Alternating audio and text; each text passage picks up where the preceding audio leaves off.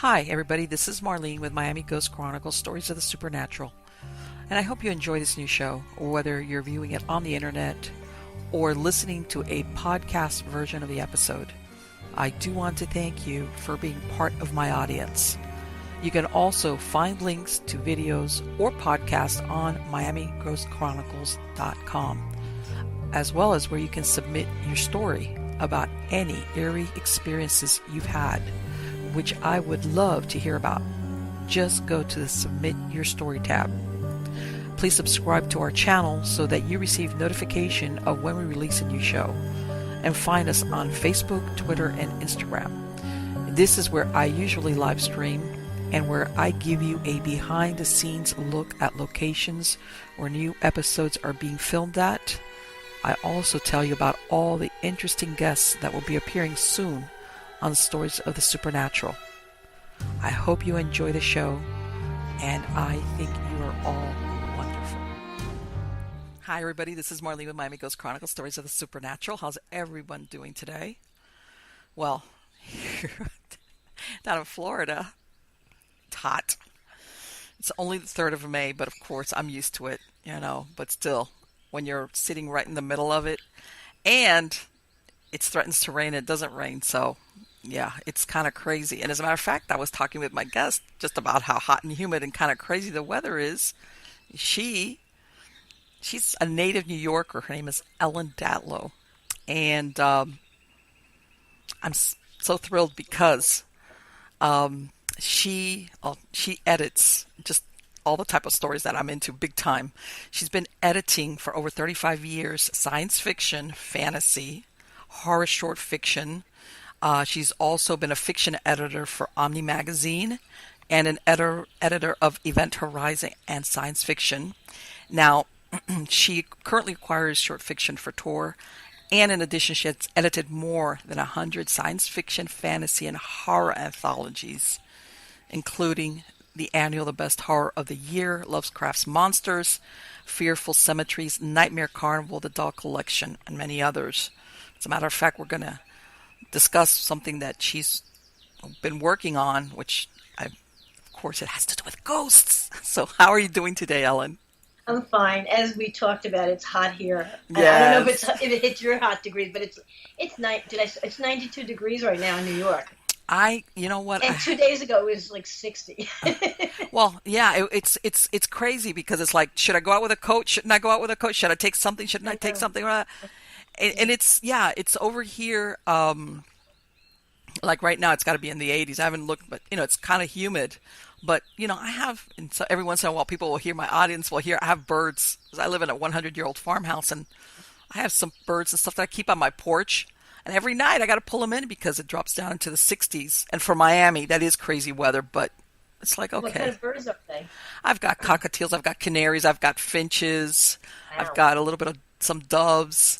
I've got some all the above, and then a bunch of chickens running around. I've got some free-range chickens running around my yard, which come to visit me every morning, but I don't have to worry about them. They're very self-sufficient. But oh, that's good. Do you get their eggs? Yes, I do. Yes, I do. Bet they're really good.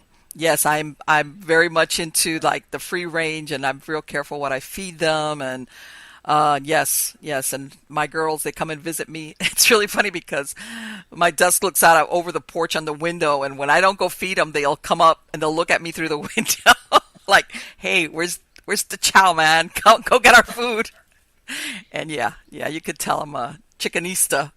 Mm-hmm. But anyway, I wanted to get up, and I asked you, but how did you end up?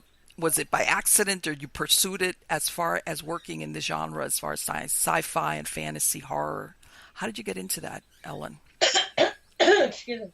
Well, from childhood, I read a lot of. I realized looking back, I'm interviewed a lot, so by being interviewed, I actually look back and say, "Oh, this is why I did that. This is how that happened." Otherwise, I wouldn't even think about it. But I read a lot of short stories growing up, a lot of short stories in fantasy and some science fiction and some horror. I read Lovecraft and Bradbury and Harlan Ellison and Nathaniel Hawthorne and all kinds of things. And I didn't know anything about publishing then. I mean, when I was actually growing up, I wanted to be a veterinarian. Okay. because I love animals. But Yes. so I realized I have to take science and math, and also, and I'm terrible in them, especially Yeah. math. I feel you. Believe me, Years I do. later, I realized also, and I have to take care of sick animals. No, so I'm like, no, I can't deal with sick animals. No, thank you. Yes. Yeah, so then it's like a little more practical. Okay, I like reading. What do you do with reading? Publishing, whatever that meant. Working in a library, working in a bookstore, and Hmm. I some it. I guess when after college, I got a major in English lit, and then Okay. I traveled in Europe for a year, and then I guess I figured, okay, now what do I do? And I'd actually worked in the SUNY at Albany Library for a time, so I knew I really didn't want to do that. Excuse me. Um, but at some point, I decided, okay, maybe should try to get into publishing, and I actually really did not know what that meant. What Okay. editing? I didn't know what editors did. I mean, I read anthologies. I didn't even know about. I read the best of the years. I mean, they were old. You know, in 1968, Donald Walheim did one, Terry Carr did one, and there were British ones. And I read the stories, but I didn't realize they came. I didn't really figure out where they came from. I didn't realize they came from magazines necessarily. Okay. So it wasn't until I don't know, I guess the mid 70s that in 73 or 4, I got into book publishing. I looked for a job in book publishing as an editorial assistant, and I worked in mainstream publishing for a few years, getting nowhere slowly. And Okay. but while I was there, I started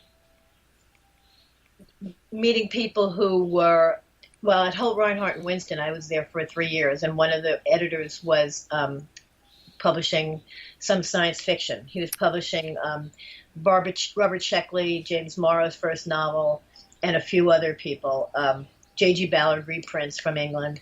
Hmm. And so at that time, I was maybe doing a little work for him. He was not my boss, but I was he knew I liked science fiction and fantasy. Okay. And also found out that you could do reading for book publishers. I don't know how I found this out. I really don't remember. You know, because I didn't know about science fiction conventions. I didn't know Okay.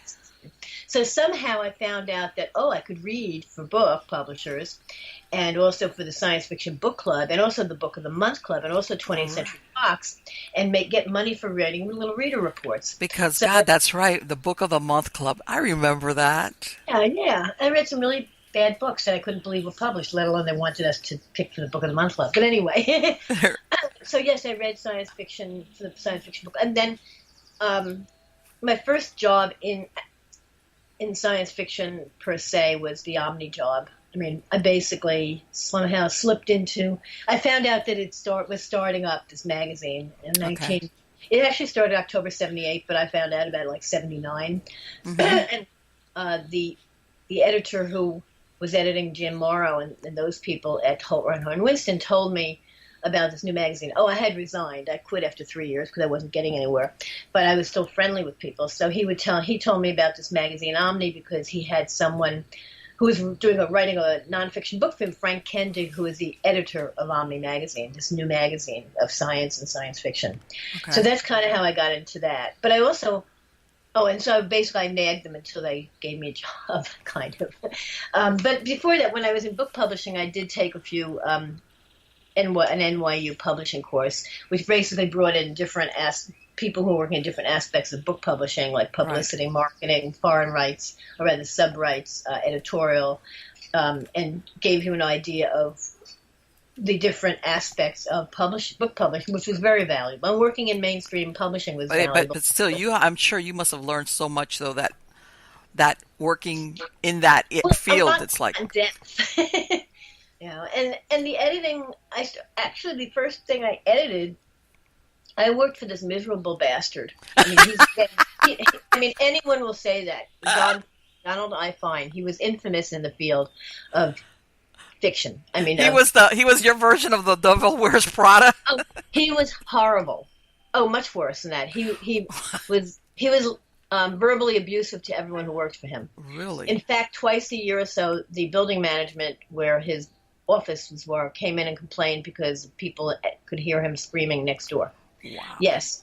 Anyway, I worked for him a miserable 6 or so months, and I started as a receptionist. And then I only took the job because I was desperate for another job. I Uh-huh. mean, told me, don't do it, don't do it. But at this point, I was out of unemployment. I had to take something, so I took Right. the job. I moved in 4 months or so from receptionist. It was a very small office. I did publicity, I did subwrites, edited a book, and I quit. I actually was one of the few people who resigned and didn't run out screaming or crying, rather, and just quitting. I actually gave 2 weeks' notice when he Wow. wanted me to be his assistant editor, and I said no because his assistant left after the survey. I said, "Are you kidding me? No." I mean, I've been far enough away, so I resigned. But that was where I edited the first Okay. novel that I ever edited, whatever, and I had no idea what I was doing. So But something good came out of it. You just like, yeah, yeah. Well, I mean, the thing about editing anyway, you learn on the job. I mean, no one can teach you how to edit. You hmm either can do it or you can't. okay. You either and I'm not talking about copy editing, which is grammar and maybe usage of some words, Right. but to be an editor is something that, yes, you learn. I learn how to continually learn on the job, but it's something that someone cannot sit. The only time I ever got a lesson in editing was when I first started, before I was actually working for OMNI Magazine. I went in and was begging them to let me, can I work for you? Can I work for you? hmm And Ben Bova, who was the fiction editor at the time, he was going on a trip. He was going to the WorldCon in 1979 or 80 in Brighton, England, and he was going to be away for 3 weeks or something. And I was going to California and going away for 3 weeks. But we overlapped 1 week, and I said, and he had no assistant. He had a secretary who knew nothing about fiction or science fiction. Usually you have an assistant who reads the slush. Right. He had a slush pile that, very high. So I said, when you get back, I can finish reading through your slush pile. And at first he said, I mean, he didn't know me from a hole in the wall. At first, let me think about it. And then he finally said, okay, yeah, sure, come on in and read the slush pile while I'm gone. And I did. And Okay. I can't believe he trusted me with it, though, but he did. What can I say? And then at one point he said, okay, here's a story, line edit the first 2 pages or something. And I don't know what I did. And he went over the page with me, 2 pages, and said, why did you do this? Why did you do that? That is the extent of anyone teaching anyone how to edit. And that's really not, No. it's not. I mean, it's like you get it or you don't get it. And, hmm I mean, one of the interesting things, Ed Bryant, who died recently, he was someone who wrote for me sometimes for Omni a lot. He was great. He was a really good writer of horror. He started out in science fiction, ended up writing a lot of horror. And every time I'd buy a story from him for Omni, he would challenge me. It's like I would do my line edit. I mean, there's a substantive edit where you go over the whole thing and you see that everything seems to be in place, the structure's right, the characters are okay, and blah, blah, blah. But then the last thing you do is a line edit, which is a line-by-line edit. Okay. And usually when I do a line edit, I'll send it to the writers. Of course, there was no email then. But anyway, you send it to the writers, and then you go over it by phone. And he would challenge me on everything, which forced me to actually be coherent about why I was doing something. Because, Okay. to me it was instinctual. I just did it. And I didn't think about why I'm doing it. It's just, well, it reads better.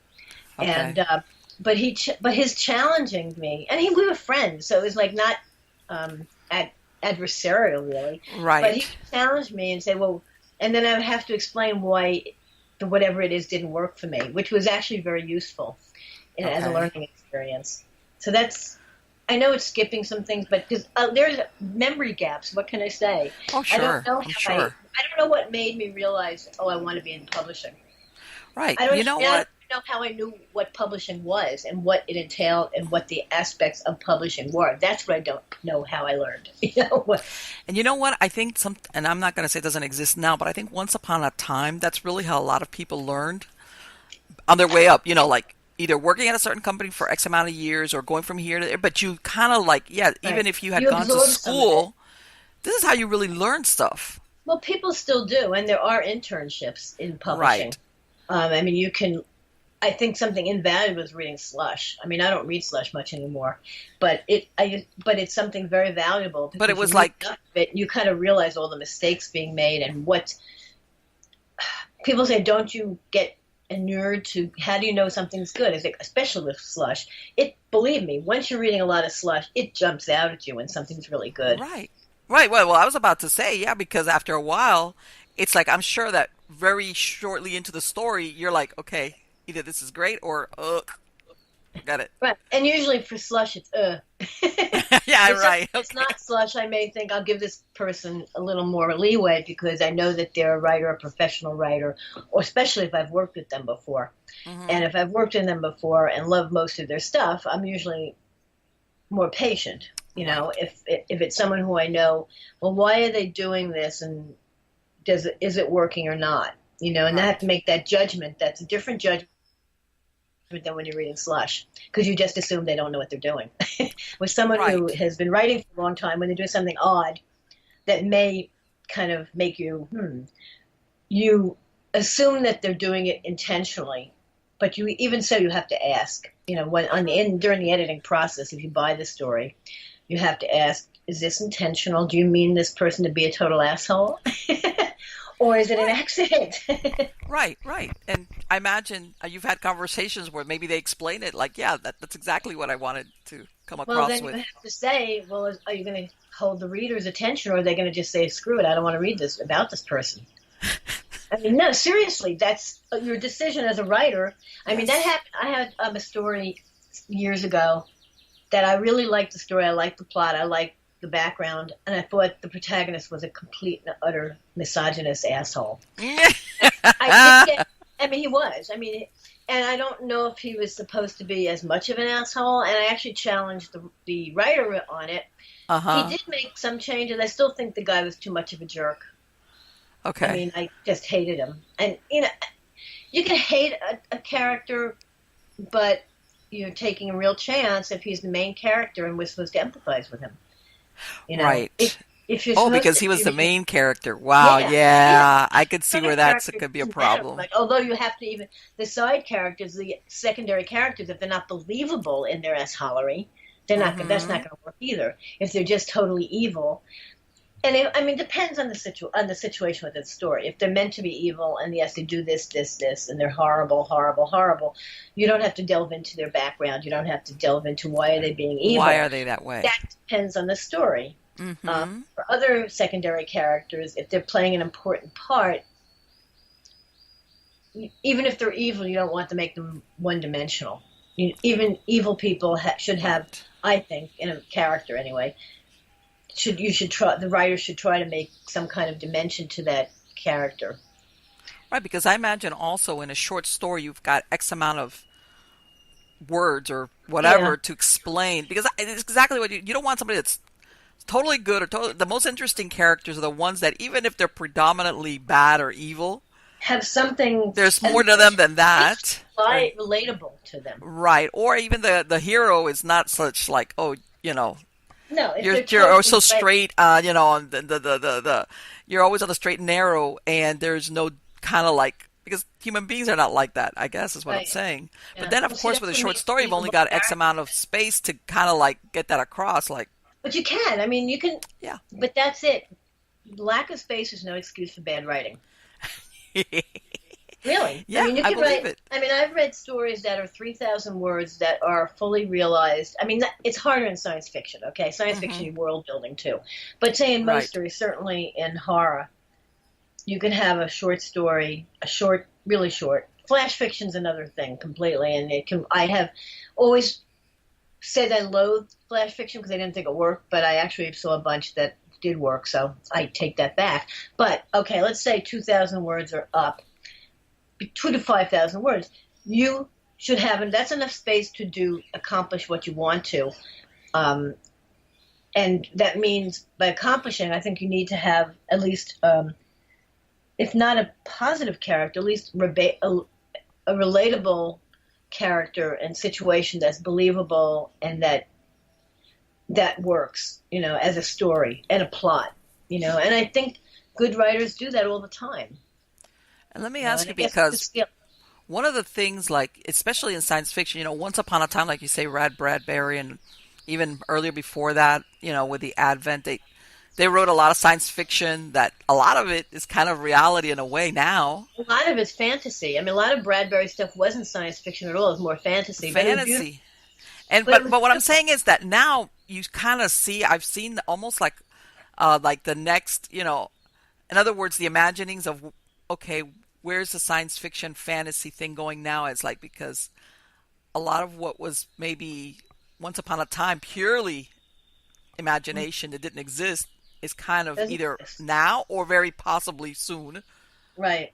Yeah. So, well, are you looking at new forms of, like, and I've seen that a lot of these dystopian future kind of things, like Blade Runner-ish kind of stuff, but then it's like, Well, okay, I mean, but you it can always have. I has mean, to be dark. it doesn't have to be dark. Well, if you're going to be realistic, there has to be the possibility of dark. I mean, if it's Right. totally happy and bright, it's like that's just so unrealistic. Mm-hmm. I mean, I've been publishing more science fiction on Tor.com than I have. I used to publish more fantasy and horror. I've been looking for more science fiction, although I'm still publishing the other things. Right. And some of the stories they're elegiac in a way. I mean, they're for Earth, like, Mm-hmm. okay, are we going to survive what we're doing to it or not? And if we are, how are we going to survive? Right. So the stories are both. I mean, like the Martian Obelisk, which is up for the Hugo, I think, and for the Locus Award. It's fun. Anyway, it's up for a bunch of awards by Linda Nagata. Is about a future Earth where a woman sculptor is creating a sculpture on Mars. I think it's Okay. Mars. I'm not sure how it's done, but there are no humans on. Actually, there are humans on Mars. That's a whole problem. She's building something. Yes, it's called the Martian Obelisk. So yes, there are people. She's building it remotely. Okay. With the money of some rich guy. Okay, she's on Earth. Earth is not doing well. There have been disasters and things, and so the Martian project has kind of been killed off. Okay. But then there's survivors there who need whatever she has in the thing she's building. She's building this edifice, this monument to Mars and to the Mars exploration. Okay. And she has to make the decision, am I going to try to save these people who, of course, won't last long? I mean, maybe they will, but they're still human. And destroy my monument to what I did? Or Right. do I, and what do I do? And so, I mean, it's that kind of dilemma. It's dealing with the past, the future, and the present. It's actually very moving, Okay. and it's also has a bit of hope at the end. And I think that, to me, is a wonderful, perfect kind of science fiction story that is useful for today. I mean, to say that it's going to be, oh yeah, forget everything, don't bother doing anything, don't create anything, let's all just die, Right. It's really depressing. But on the other hand, on some level, it's not unrealistic, considering everything going on. Right. Well, But I think it's science fiction's job is to extrapolate from today what the future could be. right. And Exactly. there are a lot of things called science fiction. And in the old days, a lot of things called science fiction that weren't in the past also. And, I mean, to move from science fiction to ghost stories. I mean, when I was doing research for the ghost story anthology, which is the originals, I was looking for a couple of classic public domain stories. And I was looking through all these books I had that have ghost stories in the title from like the 30s, 20s. Okay. And most of them aren't ghost stories. It's like, okay, they're supernatural stories, but there are no ghosts in them whatsoever. I said, wow, that's interesting. So how do I know this book has any ghost stories? Do I have to skim every story in the book? Yeah. So Okay. basically, terms change. And like in science fiction, there's a lot of really interesting work being published today. I wouldn't consider it science fiction. It doesn't have to necessarily have science in it, but it has to have something, to me, to be called science fiction. Okay. It needs to have something to do with the future, either considering the future in some way, and extrapolating from today things that could be happening in the near future or far future. Okay. So I forget what the question So what do was. you consider those? More like fantasy then versus science fiction? As far as, I mean, okay. yes, they're fantasy, I would guess. I mean, and there's something now called SF fantasy. I mean, there is a combined kind of story that feels hard-edged fantasy that feels like science fiction, but actually is fantasy, and science fiction that feels like science fiction. Right. No, vice versa. That fantasy that actually is science fiction. It has certain science fictional aspects to it, and science fiction that is actually fantasy. And I can, Michael Swanwick does a lot of that. I mean, his story Radio Waves years ago that I published on OMNI online, I think it was. it was about radio waves, but it was actually a fantasy. So I mean, it mixes, and that's fun. That's great. But is it science fiction? No, not really. When you kind of analyze it. And let me ask you, do you see any overlapping, like with horror, the horror genre, and either sci-fi or fantasy? Well, there always has been science fiction horror. It's a whole subgenre. The Fly, Lennington versus the Ants, The Thing. I mean, Who Goes There by John Campbell, which was made into The Thing. I mean, that's classic science fiction horror. So that's always been a subset of horror. I mean, there are different kinds of horror. Terror tales, which are kind of like Psycho and things like that. There's the science fiction horror like The Fly and the Body Snatchers and things like that. Right. And then there's also now I'm blank. I always talk about this, and I forgot the name. Conte Cruel, Cruel Tales, where are just kind of the inhumanity to man. Right. Thing that's a whole other subset. Right. Yeah. And it can be it's usually psychological, not supernatural at all. That kind. Right. Like. And then there's also terror tales can mix. I mean, Stephen King does supernatural plus psychological horror together in the same book. Yes, exactly. So, so it's always been around. I mean, it's always been subsets of horror. I do think that dark fantasy is different from horror, that there's a different in degree and in tone, in my opinion. They're different. And then there's weird fiction, which can be horror, but doesn't have to be horror. But it's wow. So, and it all can be mixed. I mean, it doesn't. And I know. I kind of understand where you're coming, because you see all these different stories, and of course you pick up on all these subtleties, because, like you said, you've I imagine part of what you've always done is to categorize what is the story, what is it. The only time it matters is when I'm doing my year's best horror, and I say, okay, is that horror? Do I consider it horror or not? And if I consider it horror, I love it, I'll take it. And it can be pretty messy in the fact of what the category is. I published a story on Tor.com called by Theodora Goss, which is, oh my God, I can't remember the title. Come See the Living Dryad.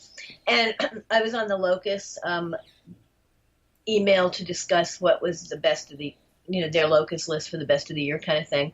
And several people really liked that story. I really liked that story. And then they say, but it's not fantasy. It's mainstream. I said, what? It's like, oh, you my son of a gun, it is. I mean, there is nothing fantastic in that story. But it's still a great story, and I think it's just made the Locus Award ballot. Well, and it's not fantasy or science fiction or horror for that matter. So, but it's a really good story about perception of what is real and what's not real, we can say, maybe. Okay. I mean, it's based on a true affliction where people have growths coming out of them. And in this world, I mean, in this story, I forget when it takes place, the 1800s and 1900s, the carnival has this woman who they call her the living dryad because she's got, she looks like branches coming out of her. Okay. But it's a real medical condition. Wow. That it's based on. So, but it feels like fantasy, even though when you actually analyze it, it's not. But right, so and that's really interesting because, back then, those freak shows, they would have people with a lot of deformities and stuff like that. Yeah. So it's kind of interesting. Do readers care? I don't know. No, most of them don't. I mean, I published what I didn't see by Karen Joy Fowler, which was an answer to the Women Men Don't See. And it got I published it in OMNI, and I think one reviewer, whose name I won't mention, hated it so much, I think he got it on the Nebula ballot and it won. I mean, he was railing about it, that it wasn't, to me that one was horror. I mean, it was, but there was no science fiction in it, no fantasy in it. It was mainstream in the sense that nothing supernatural or even scientific necessarily happened, but it was in response to this classic story by Tiptree. And to me, it was horrific. So, and no one complained except this jerk. Well, there's always got to be the dissenting voice. Right, there always has to be a jerk. And as far as, and you were mentioning to me before that now you're working on an anthology of ghost stories, as in Ghost stories. Well, hauntings and stuff. Actually, I finished it. It's coming out in the fall. Oh, it I mean, is. Okay. yeah, Okay. yeah. I finished. I just went over the copy edit. God help me. And Yeah, it's 227 or that 226,000 is words, and all but three stories are new. So yeah, I have stories by Alice Hoffman, original story, and Joyce Carol Oates, and okay. whole bunch of other people. I think Brian Evans. I can't remember who's in which books of mine anymore. I'd have to look at the table of contents. Were you looking for, did you come across any story? I mean, like you said, some of these authors are well known, and we were discussing sometimes every once in a while they'll write these stories that I imagine what they Well, don't. some people. I mean, Alice Hoffman has been writing ghost stories and weird stories for a long time. I mean, I've followed her from her first book, Property of, which was mainstream, but then she published other books that have been fantastical. Don't ask me to remember the titles because I'm blanking. Um, Practical Magic was one that was Right, made. exactly, yes. Okay. So she's done fantasy, and Joe, my in-house editor, knows her, and so he was able to put me in touch with her, and I asked her for a story, and she came up with one. Joyce Carol Oates writes a lot of grotesquerie and horror and fantasy. Not fantasy as much as horror, but, I asked. And when I asked Joyce, she either comes up with the story right away or she doesn't respond, basically. Either she'll send it's like, wait, don't send me this story. I haven't sold the anthology yet. It's like, oh, no. That happened with one anthology. But anyway, it's like, yeah. I mean, she'll either write it right away when she's got the urge or she won't do it. She won't have an idea. So, but some of them, yeah, and Brian Evanston, I think, is in it. I'm pretty sure. I mean, he's known as a mainstream writer, but he writes a lot of horror. Yes. A lot of stuff is horror and dark. So the book is not just ghosts per se, but kind of hauntings of people. It's more broad than that. And I actually have some new writers, people who I haven't worked with before. Okay. So that's interesting. Aliette Boudard is in it. She's I believe she's French Vietnamese. Excuse me. And I'm going to get his name wrong. I'll use his nickname, Inda Das. He wrote he's Indian, East Indian. Okay. And he wrote a really good story for me that uses that background, a ghost story. So that was kind of, so I reached out to people whose work, that's what I always do for my anthologies. But because this was so big, I could take the chance on people who I hadn't worked with before, but whose work I like. That's right. Something, that by seeing these people's work that I considered for the year's best or whatever, this is how I become aware of some of them. Or Right. hearing about them, it's like, yeah, I'll see if that person can write a good story for me in this theme. Right, because personally, I mean, as far as ghost stories, I mean, especially now, some of these movies are they're too over the top. I don't know. I like my ghost stories on the subtle side in the sense of Creepiness. Creepiness, exactly. Yes, Like, well, yeah, creepiness. get me there and but don't drown me in blood or none of this. Well, I mean, blood's okay in small amounts. It's like, But ghosts don't necessarily have to have blood. I mean, right. It's antithetical of the ghost, actually. Did you see the ghost story with the guy in the sheet? I thought that was great. I think it's called Ghost. That prototypical that you It think was of really weird. I mean, it really worked on you. It gained momentum as it kept going, and it was very sad and weird. Did you see that? No, I've seen it, but I mean, I know which one you're talking about, but I have not seen it. No. I think it's called A Ghost Story. I was going to say it's got like a very self-explanatory but title. it's really kind of interesting. I mean, it's initially you think, oh, come on, this has to be a joke, but Right. it actually kind of really gets you.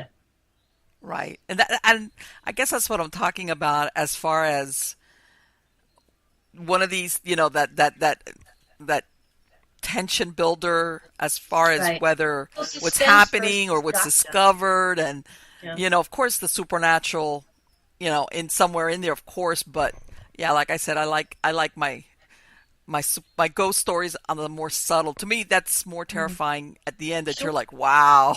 Yeah, like, wow, that's really creepy. That's really I mean, creepy. I'm not scared. I mean, when people say they want to be scared by fiction, it's like, are you really scared by reading something? I mean, I'm not. I mean, I don't get scared from reading something. I don't expect it. How can you expect to be scared by reading something? I mean, if maybe you may be disgusted by it. I mean, or Yes. I mean, by scared, do you actually think this is going to happen to you now? That's the only reason you would think you're scared of something, that this is actually going to come out and get you right now. It's like, no, I expect to be creeped out, maybe disgusted occasionally. Right. But I don't expect to be scared by anything I read. Right. Or when you get towards, when you're coming into that end, that all of a sudden things make sense or things come into place. Yeah, you suddenly realize, oh my God, that right. Really, like, that wow. is really, oh my gosh. Yeah, but does it scare you? It just disturbs you. It makes you uneasy and disturbs you. Right. And it may last, but to me, a scare means something's going to happen to you personally. I mean, that's what scaring means, and I'm sorry, I don't buy it. Right. And, no, and to me, I don't believe people who say they want to be scared even understand what they're talking about, frankly. Well, and also to me, it's like the good stories are the ones that years will go by and you still remember them. Yeah. That you'll say, God, that story was so good. And then years will go by and maybe you won't, but you know that story, and then others just kind of fade away. Like, and the stories that I can't read again, a movie, for example. When I saw The Thing, the Carpenter, The Thing in preview. Right. And I haven't been able to watch it again since. And I think I'm almost ready maybe to watch it again. Mm-hmm. That so freaked me out. Freak out, okay, but it didn't scare me in a sense that happened to me. But it sure freaked me out. And the chest burster scene in Alien always gets me. But that's like, whoa. It always, no matter how many times. Right, exactly. And then this is the thing, because the settings are so fantastical, chances are you're never going to find yourself there. Yeah, right. I mean, it'll startle me for a minute, but does that mean it's scaring me and that I actually think it's going to happen to me? No. Well, and I believe that Cameron, that part with the chest burster, he didn't. The only ones that were in on it was John Hurt, but none of the other cast knew exactly what was going to happen. That was mean, but good. Anyway, I didn't know that. I found that out later on, and then it's true when you look at that scene again and you look at all their faces, you could tell they're like totally wigging out, like I'm supposed to be acting, but I'm not. Yeah, right, sure. But yeah. And there are stories that I have read that I don't really want to read again. They're so disturbing. Yes. But I also can't forget them. Right, exactly. And of course, I imagine also it has to do also with a person's imagination. I personally have a very good imagination, and to me the good story is the one that you're like wishing, I wish I didn't have such a good imagination, because this is wow. Yeah. I mean, there's scenes from movies that get me, but it's more the text, I think. For the movies that get me, there's the scenes like the chest bursting scene, and the scene in The Thing where the doctor puts his hand in the guy's chest and his hands are cut off. You know what? I don't personally, and I tell everybody, I'm not really into these slasher films that have come out. No, not either. So I was but like, that was The Thing. You never saw The Thing? Oh, no, The Thing, absolutely. The original one. No, I mean the Carpenter one. Oh, the Carpenter, of course. I love it. That's because the one that freaks me out. Yeah. It's. I remember when I was a kid. Okay, when I was a kid and watched The Thing, the original Thing with James Arness, we used to get Channel 9 and 11, and they were really crappy. You would get snow on them, right? Right. And so I always assumed that you couldn't see The Thing clearly because of the snow not from the snow on the movie, but snow in the TV. Right. So years later, like maybe 15 years ago, Film Forum had the original The Thing there. And it was done deliberately. I mean, it wasn't the TV station. Right. It was snow, and they did it deliberately so you couldn't see, because he was like, I guess, supposed to be a giant carrot with James Arness. Right, exactly. So I say, oh, okay, I thought it was because of the TV. So I guess they kind of fudged it after all, didn't they? Well, and the thing was also with The Carpenter was, besides the obvious, The Thing, it was that psychological thing that you didn't know if the person next to you was the Thing or a real human. Great, yeah. It was terrific, right. Right, and even at the end, the ending was great, which is like, what happened with these guys? Was one of them the Thing? They're waiting and waiting. Like, okay. Do they die of exposure? Or did you see, have you read Peter Watts' story, The Things?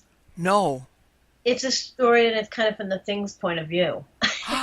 So it's Oh, not a horror story, I don't think. wow. I Because, well, think, I mean, it was, I can't remember, I think it might have been published originally in FNSF, I'm not sure. And well, everyone was taking it for the year's best a year. It came out maybe 5 years ago. I didn't take it, partly because everyone else was taking it, partly because it's not a horror story. It's from the point of view of the thing. He's not a horror. I mean, it's not horrific. It's like, it's a life cycle. What's the big deal? It had to well, do that again.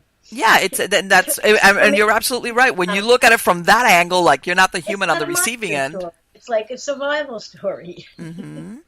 I have to read it again. It was good. Right. And that's The Things by the Peter things Waugh. I wasn't aware.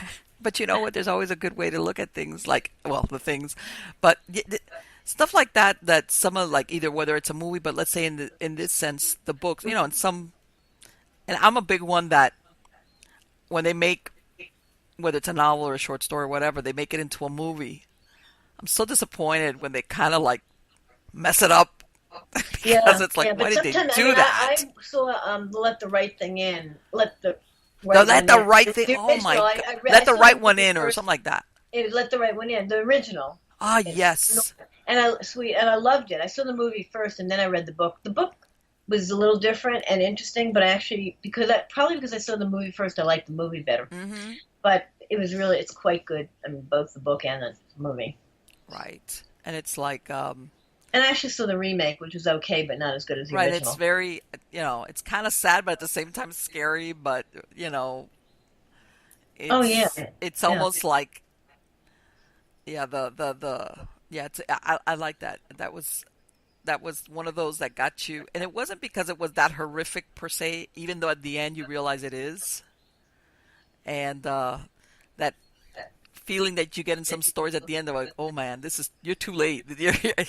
You're out of luck. Like, how do you?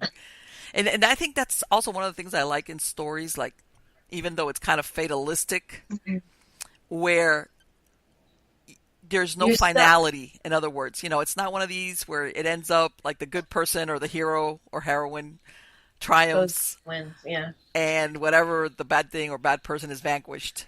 It's always that. There's at Um, least neutral, or they lose something. That's the difference between that and dark fantasy. Dark fantasy has happy endings. Horror doesn't. I mean, okay, horror might have a neutral ending where you know that even if things come out okay, that there was a cost right. to the world, to the person, whatever. Something, whatever the Dark context is. fantasy, it doesn't have that. Dark fantasy, I don't think. That's how I distinguish between the two. Okay, and and don't get me wrong, I'm not into like I'm not into the always unhappy ending because there's some Oh, that it's right. like you're Well, yeah, never I mean, I don't gonna. want to be depressed every time I watch something or read Yeah, I know something. it's like, but at the same time, you always want to think at the end, or what I like, my personal taste is that this character or characters always, whatever, are not the same as they were at the beginning because of Yes. what Right. happened to them.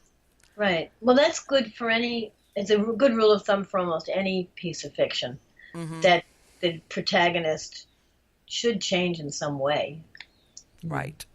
or learn something or whatever.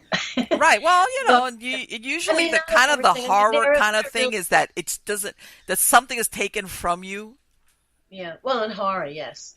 Yeah. because of what happened or you I mean, I'm saw. thinking of some thrillers. I mean, some crime books and things that I've liked a lot, that the character who goes through these things, I mean, they're not horrific. It's, Hmm. it's dark crime maybe. I mean, it's maybe bloody, but I'm not Right. sure the characters change all that much, and I'm not sure it matters for that kind of a book. Hmm. I guess I'm thinking of the Parker stories by Parker books by Donald Westlake writing as Richard Stark. You probably haven't read them. I mean, No. it's Richard. I mean, it's about this character Parker. He's a thief, professional thief, Okay. but he's willing to kill people too. And anyway, I love those books, and I haven't read them in order, and I didn't read them all, and I haven't read them for a long time. And I don't. I mean, I know probably at the end he changes. He probably doesn't want to do it anymore. But other than that, I'm not sure he changes from book to book, and I'm not sure that matters for that series because that's why I'm just mulling this over for a different genre. Right. That matter as much. Right. And then there's like you've seen it like almost like before psychopaths were usually the villain through and through, and Yeah, all until of a they're sudden it's kind of tilted the other way around where they're the hero, like Dexter. Like what was it, the well, original, the I really enjoyed darkly Dexter, dreaming but there's Dexter, or something some like that. what drives me nuts is when they become these super villains that are like impervious to kill to death, and they're smarter than everyone else, and they Right. never get caught. And it's like after a while, it gets really boring. It's like Yes. I don't buy this anymore. I'm sorry. This is like this person is so seductive they can seduce anyone into doing whatever they want and like kill those people. It's like and no one catches them ever. I mean, they don't make any mistakes. I don't buy it. I think most people killing get caught for other reasons, like carelessness of the Right. cops, or it's not they're super villains and so smart. And I think that does. I'm not sure that's such a great, I don't know, Well, trope to have the super yeah, villain who's. like I mean, it someone. worked with Hannibal. I love those books. Thomas Hmm. Harrison's Red Dragon and Silence of the Lambs are brilliant. Right. And I even like the third one was that Hannibal. But beyond that, then it's like, oh come on, give me a break. Right. Well, like in the Silence of the Lambs, you're thinking, okay, this guy, but he was in jail. He had been captured, in other words, and that he was very brilliant, but at the Uh-huh. same time, he was a psychopath that ate his victims. Yeah, You know, right. and So don't make him a hero. but it was like, yeah, you kind of like, and then the book is they're coming to him for help. In other words, Right. Yeah. help us But out I think here. that worked. I think that worked. But I'm at the not same sure if the time, later it's like, worked. don't forget, this guy was preying on people, Mhm. and Yeah, sometimes they're innocent. I mean, they're not always horrible people who he kills and eats. yeah, that it's like, it's like, but yeah, I've seen that lately, and where all of a sudden the villain becomes the hero or the anti-hero. I don't know what you want to call them, but it's like, Mm. yeah, but you know, psycho, being a psychopath It's or not good, not a good thing. not a good thing. Not a good thing. And it's like, or a sociopath or none of that. Nah, not really. Leave him as Yeah. a villain if you want to make him, a little bit of interesting. But once you're into killing other humans, you know, like when, in other words, voluntarily. But yeah, I've seen a lot of that as far as like, yeah, I'm not into that. It's like, I like my heroes human, but heroes in the sense of the main Mhm. characters, that kind of thing, because otherwise. And let me ask you, I saw that you did an anthology, something called the Doll Collection. What is that about? Dolls? Because I Yep. know there's a lot of people out there that have a thing about dolls. Yes, I have a lot of doll heads around. You might be able to see some behind me. I don't know. Oh, maybe. There's a little in here. Most of my doll heads are all over the place, but Okay. I'm into dolls. And I've been into doll parts for a while. There's one up there. But you can't see it. And for a long time, I wanted to do a book of stories about them. And it took a while to get it together. Usually it takes me a while to get it together to say, okay, I really am serious about this. Should I write up a proposal? And should I Okay. ask people if they're interested in writing for it? And that's basically how it works. So, yeah. So, yes, it came out a few years ago from Tor Books. And it's all stories about dolls. Dark fantasy. One science fiction story, I think. Let me tell Kind you of something. science fiction. But mostly dark fantasy and horror. Right. Yeah. Yeah. There's something about The what's uncanny considered a valley. child's toy Yeah. that has They're not something. all child's toys. Yeah. But I didn't want, I asked people to avoid writing about Chucky or anything like that. Although Ramsey Campbell did do Chucky Goes to Liverpool or something. He allowed, Chucky goes to but it Liverpool. was That's good. something like that. But it wasn't about Chucky really. It was about something else. But I allowed him to do that.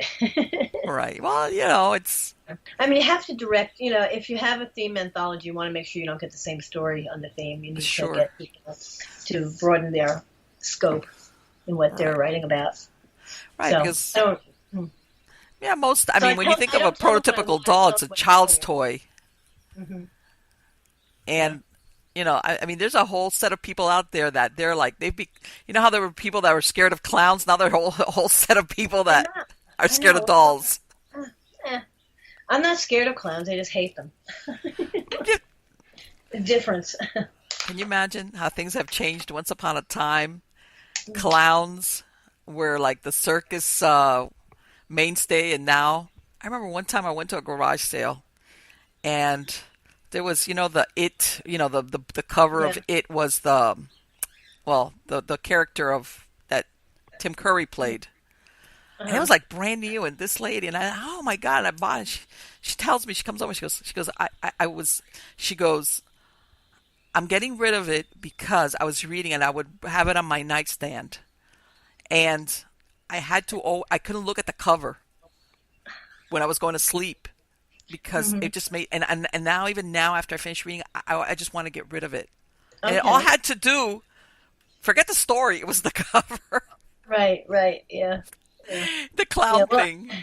yeah. Well, Yeah. I edited an anthology called Nightmare Carnival, and I said, "Please, no killer clowns." And of course, on the cover, I mean, they did put other things, but there is a clown on it. It's like I wish they hadn't done it, but Well, what can because you do? now it died away, but what, about a year ago, everybody was seeing clowns everywhere. Oh, were they? Yeah, it was, I'm sure some of these, you know, people were dressing up as clowns and being seen by schools, and there were people were calling the police, and it got out of hand. And I know there was a bunch of people probably running around trying to wig out the public, but it Yeah, was like, how did this probably. thing take off? Like Thanks, people. thanks to Stephen King. Well, yeah, I know Steven is like, man, talk about, yeah, he's that's that, and I think that's one of his most powerful, though, as far as that he takes the common, the ordinary, Hmm. and it makes into Yeah, something really horrible. yeah, yes, yeah, sure. So anyway, Ellen, thank you so much. It has been wonderful to talk to Oh, you. you're welcome. It's been a pleasure. When is this ghost? Because that's my favorite, It's called absolute. it's called Echoes, the Saga Anthology of Ghost Stories. It should be out in October, I believe. But right now, I have this book out. This just came out, Devil of the Deep, which is sea horror. Really? That's out from Nightshade. Yeah, it's in hardcover and trade paperback, audio, and ebook. So horror stories of the sea. Oh my God, yes. So That has to that's do just with what? I take it, what, just monsters, ghost ships, some stuff. ghost ships. Not that many monsters. I mean, sea monsters, but Mm-hmm. there's stuff coming out of the sea, stuff in the sea, uh, hauntings, murders, all kind of stuff. Yay! Just that kind of stuff. I love it. Yay! I've Yeah, got to look yeah. that up because I'm telling you, So collected. sometimes I'm running short on time, and I'm you probably can't tell, but I have stacks of books all No, over but the I've got place. stacks all over the place. You But know, I can tell everybody by the time I yeah, was seven I years know. old that I got my Yeah, but library short stories card. you can watch. You can read a story on the toilet.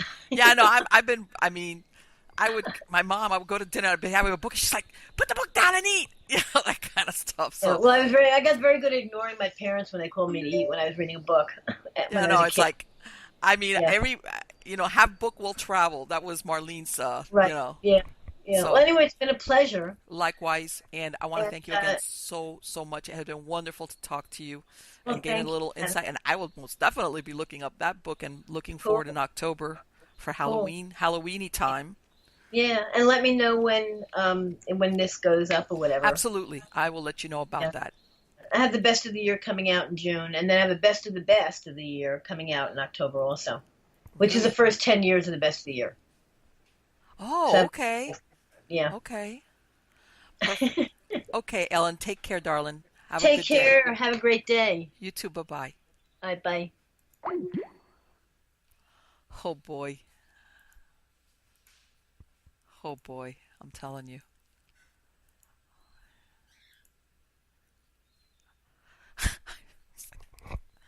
I love it. Love it. This is right up Marlene's alley. I know a lot of you also up your alley because otherwise you're going to be looking at the show. But anyway, yes, I love, you know, I love novels like, as in the Stephen King, but lately sometimes, especially with I like short stories, but I know what she means. Well-written short stories that you get it, even if it's a short story. That of course it's got the begin. It's like that. It's not a prequel. You know what I'm saying? Because there's some short stories. It's like, okay, all you're doing is just setting me up for the novel. No, I want the whole thing. I want that story in that short story. And sometimes, like I said, you don't have time to do this stuff except I can't. I gotta get that book, that deep. Oh my God! I swear well, you guys can't see it upstairs. I mean, even on my stairs, I have boxes and boxes of books. I don't let go of books, and everybody's got Kindle and stuff. But to me, there's something. As a matter of fact, look what I'm reading right now. The Mammoth Book of Short Horror Novels. See, and I got that right. I'm not kidding you. Yes, I am. I love horror, sci-fi. Sci-fi depends, because some sci-fi sometimes gets too techy for me. I know there's sci-fi people out there that are like, the techier the better. But some of them, for me, if they're too techy, I fade. But sci-fi, fantasy, horror, ghost. They're doing these genres because I imagine, because they recognize there's people that follow certain like that, from the ocean to sea, all these mysteries and murders and ghost ships, and yeah, baby. Oh, I love that. And I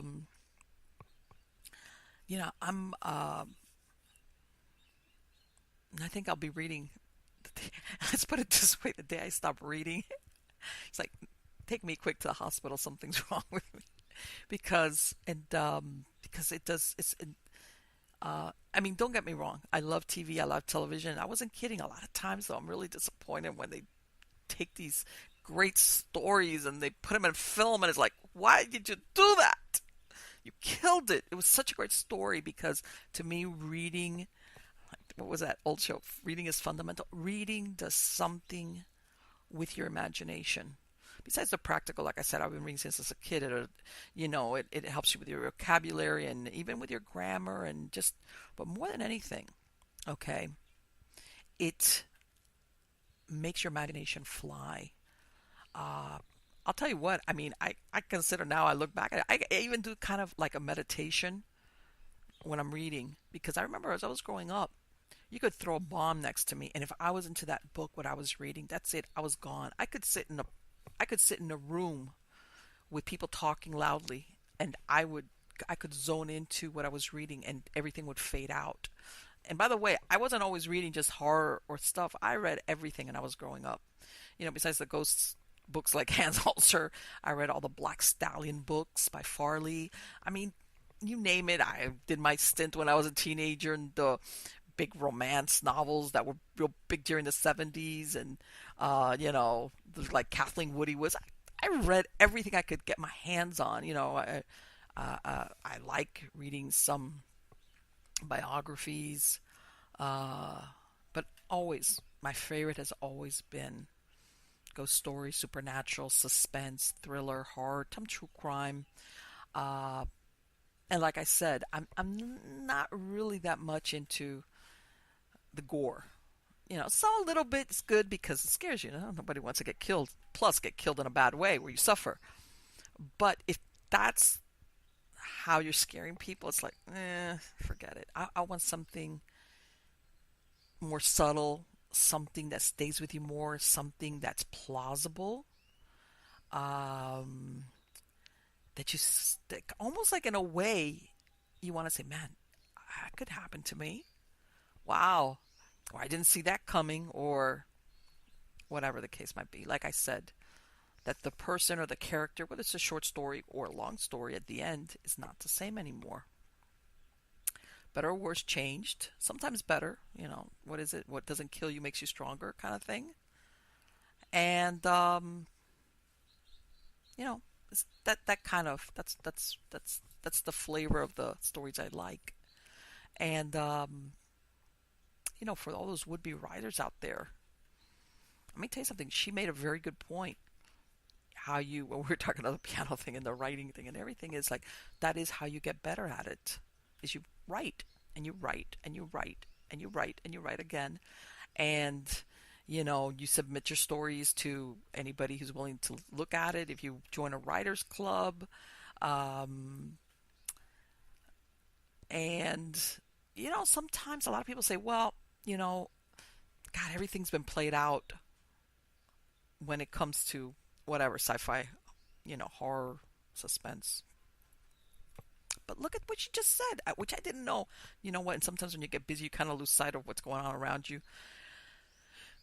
That writer that wrote the story about the Things perspective, as in the things. Come on, here was this story that's already been made twice into a film. And they took that idea, but they just turned it around.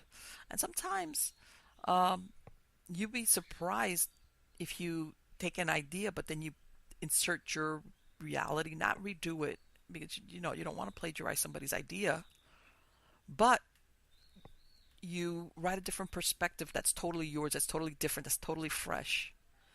Okay, and sometimes that takes off on its own more so than than people expect. And every writer's different.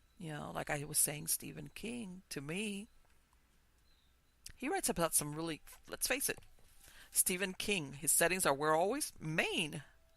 Little town Maine is where most of his stories are set out of. That's what I meant. It's like always the ordinary, the regular folks, like in Salem's Lot, this little town called Jerusalem's Lot, or Needful Things, where evil just all of a sudden comes in to the lives of these, for lack of a better word, dull people, in the sense of they're just living their lives. And how do they deal with evil? Pure evil. Okay. And I think that's one of the most distressing, creepy things about his books, is that his characters, a lot of them, yeah, they've got their faults and maybe they've got their secrets, but at the end they're kind of ordinary.